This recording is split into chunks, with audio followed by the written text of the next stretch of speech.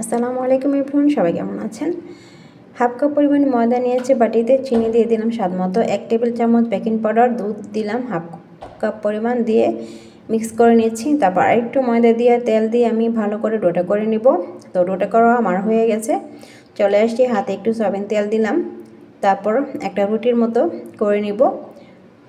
বয়মের মুখ দিয়ে আমি লুচিগুলো আমি কেটে নিচ্ছি। লুচি কাটা আমার হয়ে গেছে। আজকে আমি লুচি আর বেগুন ভাজি, আলু ভাজি করব।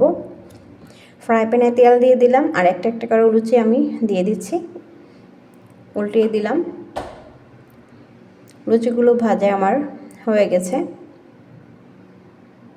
উঠিয়ে নিচ্ছি। তারপর ফ্রাই প্যানে তেল দিয়ে দিলাম, বেগুনগুলো আমি দিয়ে দিলাম, ঢাকনা দিয়ে রেখে দিয়েছিলাম, এখন আমি উঠিয়ে নিচ্ছি। পেঁয়াজ, হলুদ গুঁড়ো, মরিচ গুঁড়ো, লবণ, জিরা, আদা রসুন দেওয়ার পরে হাফ কাপ পরিমাণ পানি দিয়ে মশলাটা কষিয়ে নিব। তারপর এখানে বেগুন আর আলু দিয়ে দিচ্ছি। আলুটা আমি আগে প্রসেসিং করে রেখে দিয়েছিলাম, হালকা ভেজে চলে আসছি, নেড়ে দিচ্ছি। দেখুন কেমন হয়েছে জানাবেন। আল্লাহ হাফিজ।